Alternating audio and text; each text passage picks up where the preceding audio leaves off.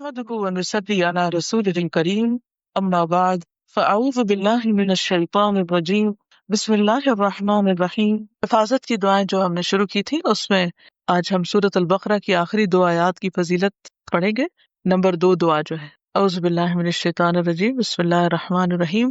آمن الرسول بما انزل الیہ من ربہ والمؤمنون کل آمن باللہ وملائکتہ وکتبہ ورسلہ لا نفرق بین احد من رسلہ وقالوا سمعنا وأطعنا غفرانك ربنا وإليك المصير لا يكلف الله نفسا إلا وسعها لها ما كسبت وعليها ما اكتسبت ربنا لا تؤاخذنا إن نسينا أو أخطأنا ربنا ولا تحمل علينا إصرا كما حملته على الذين من قبلنا ربنا ولا تحملنا ما لا طاقة لنا به واعف عنا واغفر لنا وارحمنا انت مولانا فانصرنا على القوم الكافرین۔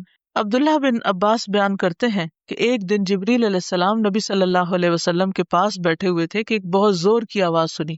جبریل علیہ السلام نے اپنا سر اٹھایا اور کہا کہ آسمان کا ایک دروازہ ہے جو آج کھلا ہے، آج سے پہلے یہ کبھی نہ کھولا گیا۔ پھر اس سے ایک فرشتہ اترا۔ جبریل علیہ السلام نے کہا کہ یہ ایک فرشتہ ہے جو آج سے پہلے کبھی زمین پر نہیں اترا۔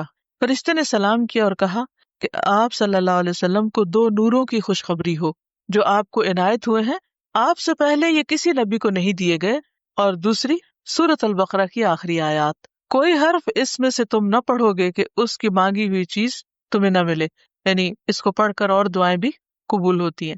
تو بات یہ ہے کہ اللہ تعالیٰ نے مختلف چیزوں کو مختلف پر فضیلت بخشی، جیسے رات ساری برابر نہیں، رات کا آخری حصہ اپنے فضیلت کے اعتبار سے باقی رات پر بھاری، یعنی سحری کا وقت جو ہے اس میں اللہ سبحانہ و تعالیٰ خاص طور پر دعائیں سنتے ہیں۔ اسی طرح دن کے اول حصے میں اللہ نے برکت رکھی ہے، اللہم بارک لامتی فی بکورہا، یعنی صبح صبح کا جو وقت ہوتا ہے۔ اسی طرح ہفتے کے دنوں میں جمعے کے دن کو فضیلت بخشی، سال کے مہینوں میں رمضان کو فضیلت بخشی۔ اسی طرح جگہوں کے اعتبار سے اللہ تعالیٰ نے مکہ کو خاص طور پر چن لیا، پیغمبروں میں بھی اللہ تعالیٰ نے بعض کو بعض پر فضیلت دی ہے، اعمال میں بھی اللہ تعالیٰ نے بعض اعمال کو بعض اعمال پر فضیلت دی ہے۔ اسی طرح قرآن مجید کی بعض آیات کو بعض پر فضیلت دی گئی ہے، حالانکہ کلام سارا اللہ سبحانہ و تعالیٰ کا ہے، لیکن بعض حصہ بعض سے زیادہ برکت والا ہے، حالانکہ سب میں ہی خیر ہے، سارے میں خیر ہے۔ تو اسی میں سورۃ الفاتحہ کا ایک خاص مقام ہے، اور سورۃ الفاتحہ جو ہے اس کو سورۃ شفا بھی کہا گیا ہے، رقیہ بھی کہا گیا ہے، اس کو ہر نماز میں پڑھنے کو واجب قرار دیا گیا ہے، اور پھر اس کو پڑھ کر اگر دم وغیرہ کیا جائے تو وہ بھی فائدہ مند ہوتا ہے، اور تجربے سے یہ بات ثابت ہے۔ جب صحابہ کرام میں سے کسی ایک نے راستے میں کسی سفر کے دوران ایک قبیلے کے سردار کو جو بچھو کاٹ گیا تو اس پر دم کیا تو اس کو آرام آ گیا، جبکہ اس کو کسی اور چیز سے فائدہ نہیں ہو رہا تھا۔ تو اب یہ جو خصوصیت سورۃ الفاتحہ کے اندر ہے وہ کسی اور حصے میں اس طرح نہیں ہے۔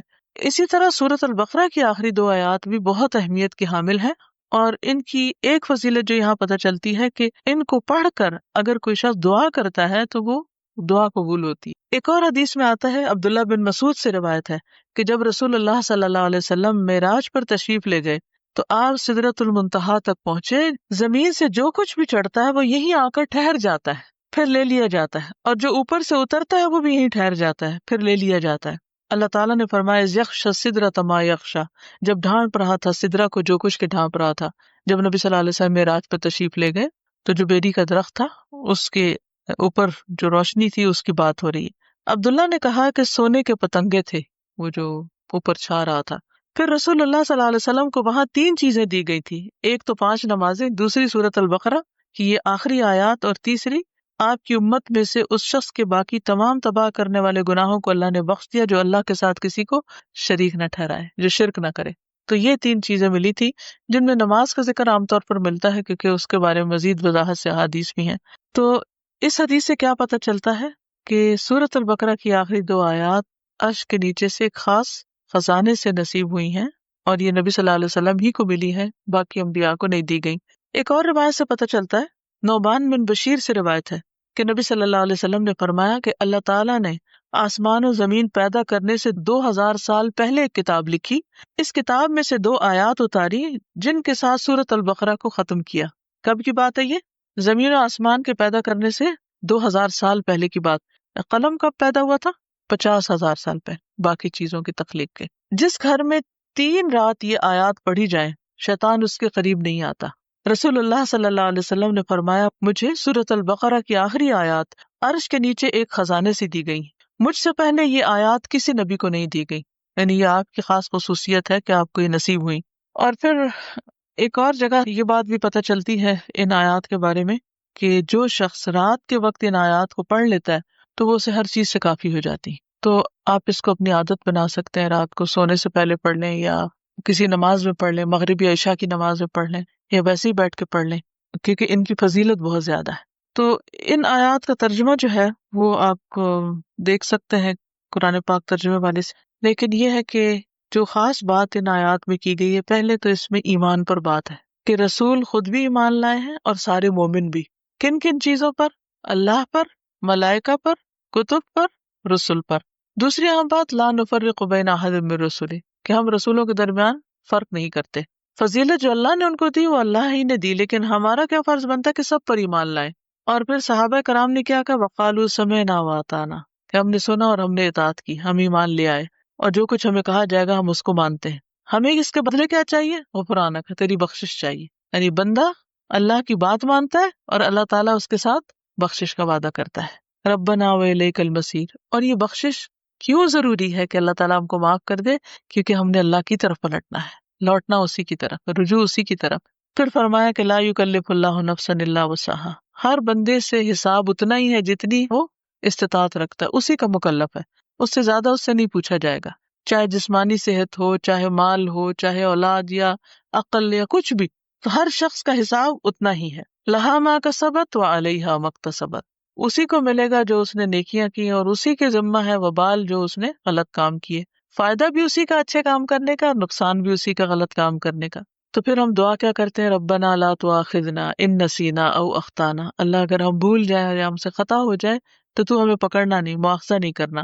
ربنا ولا تحمل علینا اصرا کما حملتہ علی الذین من قبلنا، اللہ ہم پر وہ بوجھ نہ ڈالنا جو ہم سے پہلے لوگوں پہ ڈالا. یعنی ان کی شریعتیں جو تھی وہ مشکل تھی، ہماری شریعت بہت آسان ہے. مثلا نبی صلی اللہ علیہ وسلم جب حج پہ تشریف لے گئے تو آپ نے کچھ ریچولز کی ایک ترتیب بتائی، لیکن چونکہ کراؤڈ بڑا تھا تو اس ترتیب میں کچھ لوگوں نے فرق کر دیا. کیا تھا کہ جیسے آپ پہلے رمی جمار کریں، پھر اس کے بعد سر مڈائیں، پھر اس کے بعد احرام کھول دیں، لیکن کچھ لوگوں نے اس ترتیب کو آگے پیچھے کر دیا. تو اس پر آپ نے فرمایا لا حرج، لا حرج، کوئی حرج نہیں، کوئی نقصان نہیں. تو یہ ہمارے دین کی ایک سہولت ہے، آسانی ہے. تو یہاں دعا یہ مانگی جا رہی ہے کہ اللہ جس طرح پچھلے لوگوں کے اوپر پابندیاں لگ گئی تھی یا ان کو کچھ مشکلات ہوئی تھی تو ہمیں اس سے محفوظ رکھنا. ربنا ولا تحملنا ما لا طاقت لنا بہ، اللہ ہمارے اوپر ایسا بوجھ نہ ڈالنا جس کی ہمیں طاقت نہیں. ہم دیکھیے کہ اگر ہم امن سے ہیں، سلامت ہیں، ہم سانس لے رہے ہیں، کھا پی رہے ہیں، جس کا مطلب اللہ کی رحمت ہے ہم پر. کوئی بھی چیز آپ دیکھیں کہ کسی وقت بھی آؤٹ آف کنٹرول ہو سکتی، سورج کسی وقت آؤٹ آف کنٹرول ہو سکتے، ستارے آپس میں ٹکرا سکتے ہیں، زمین کے اندر سے لاوا ابل سکتا ہے، زلزلہ آ سکتا ہے، انسان کسی کام کرنے کی سکت نہ رکھے، بیٹھے بٹھائے اس کو کچھ ہو سکتا ہے، اس کو بولنے کی قوت، اس کے دیکھنے کی، اس کے سننے کی کچھ بھی چھن سکتی ہے. تو اللہ تعالیٰ سے ہم دعا کرتے کہ یا اللہ ہم پر وہ بوجھ نہ ڈال جس کے اٹھانے کی ہم میں سکت نہیں، یعنی ایسی کسی آزمائش میں نہ ڈالنا کہ جس سے ایمان جانے کا خطرہ ہو. کچھ دن پہلے مجھے کسی نے فون کیا اور بتایا کہ فلاں جگہ پر جو لوگ قید ہوئے تھے ان میں سے ایک کو 40 سال کی قید و مشقت کی سزا سنائی گئی. جگہ کا نام میں ویسے نہیں لے رہی کہ پھر پن پوائنٹ ہو جاتا ہے کہ کہاں کی بات. تو میری بیٹی نے کہا کہ میرے ذہن سے یہ بات اتر ہی نہیں رہی، کیونکہ جو اس آدمی کی بیوی تھی اس نے فوراً ہی خلا لے لی کہ میں تم اتنا ویٹ نہیں کر سکتی، اور حالانکہ اس کی بچی بھی تھی چھوٹی. اور 40 سال تک کون جیتا ہے ماں باپ میں سے، بہن بھائیوں میں سے، کہ جو اس کو پیچھے ملنے کے لیے جائیں، اور سزا بھی کوٹھڑی کی سزا ہے کیونکہ تکلیف دہ قسم کی سزا ہے. تو وہ کہتی اس شخص کی بیوی نے خود آ کے بتایا کہ میں یعنی کہ کس طرح یہ سب کچھ ہوا اور کیسے وہ پکڑا گیا اور کیسے سزا ہوئی، کس طرح میں نے خلا لے لی اور اب میں خود ارن کر رہی ہوں، اپنا زندگی چلا رہی ہوں. کہتی کہ مجھے جو چیز بہت زیادہ ڈسٹرب کر رہی ہے وہ یہ کہ دنیا میں بھی بعض اوقات لوگوں پر ایسی بڑی بڑی تکلیفیں آ جاتی ہیں کہ جس میں سارے ہی ساتھ چھوڑ جاتے ہیں. تو قبر میں کیا ہوگا، جہنم میں کیا ہوگا، کوئی حال نہیں پوچھنے آئے گا. اس لیے بہت ضروری ہے کہ ہم ایک تو دنیا میں بھی ایسی آزمائشوں سے پناہ مانگیں، کیونکہ آپ دیکھیں کہ آپ کو 40 سال ایک کمرے کے اندر رہنا پڑے یا ایک چار دیواری کے اندر رہنا پڑے تو انسان کی حالت کیا ہو جائے۔ ہم اچھے بھلے کھاتے پیتے چلتے پھرتے، ہم کہتے ہیں جی اب ہمارے فزیکل چینجز آ رہے ہیں، اب ہم جوان ہو رہے ہیں، اب ہم بوڑھے ہو رہے ہیں، اب ایسا ہو رہا ہے، ابھی ویسا ہو رہا ہے، تو ایک شخص جس کی جوانی بڑھاپا سب کچھ ایک جیل کے اندر گزرے، اس کی کیفیت کیا ہو سکتی ہے جس کی کہ مجھے 40 سال یہاں رہنا ہے، 40 سال یہاں، اس کے لیے تو زندگی ایک طرح سے ختم ہے۔ تو میں نے اس کو سمجھایا کہ دیکھو 40 کے بعد نکلے گا تو صحیح نا، اگر زندہ رہا، اول تو پتہ نہیں کب تک زندہ ہے۔ سوچو ان لوگوں کے بارے میں، تم اس سے زیادہ ڈسٹرب ہو تم ان کے بارے میں کہ جو قبر میں اس سے بڑی جیل میں، اور جو آخرت میں پکڑے جانے والے ہیں، ان کا کیوں نہیں تم سوچ رہی؟ ان کے لیے کچھ کرو۔ ہم سب کا فرض بنتا ہے کہ کوئی اچھی بات ہمیں پتا ہے تو ہم دوسروں کے ساتھ شیئر کرتے رہیں تاکہ وہ بھی گناہوں سے بچیں۔ اسی سے آپ سوچیں کہ دنیا میں 40 سال ایک جیل میں گزارنا ایک وحشت ناک تصور لگتا ہے، کیونکہ ہم ریلیٹ کر سکتے ہیں نا اس کو، لیکن قبر میں کوئی چلا جاتا مٹی کے نیچے، بھول گئے سب کون گیا کیا ہوا، وہاں تو کسی کی چیخ بھی باہر نہیں سنائی دینی، اور لوگ کیسے کیسے غلط کام کر رہے ہیں، خود ہم پتہ نہیں کہاں کہاں غلطیاں کر رہے ہیں، اللہ تعالیٰ ہم سب کو معاف کر دے۔ تو بات یہ ہے کہ اللہ سے یہ دعا مانگتے رہنا چاہیے کہ یا اللہ ایسی ہمارے اوپر آزمائش نہ لانا، ایسی مشقت نہ آئے کہ جس کو ہم اٹھا نہ سکے، چاہے وہ کوئی بیماری ہو، کوئی مرض ایسا ہو۔ آپ دیکھیے کہ بعض بیماریوں میں پین ہوتی ہے، بعض میں تکلیف ہوتی ہے، ناقابل برداشت حد تک تکلیف ہوتی ہے، اس وقت انسان کے لیے صبر کرنا اور اپنے آپ کو کنٹرول میں رکھنا کہ منہ سے کوئی غلط بات نہ نکلے، اور اگر منہ سے تو چھوڑے، دماغ میں بھی برا خیال نہ ہے، کیونکہ حدیث میں آتا ہے نا کہ تم اس وقت تک نہ مرو جب تک تمہارا حسن ظن اللہ کے بارے میں نہ ہو۔ اس کا مطلب نہیں کہ موت اپنے ہاتھ میں لے لو، اس کا مطلب یہ ہے کہ مرتے وقت تم اللہ سے اچھا ہی گمان رکھو تو تمہیں موت آئے۔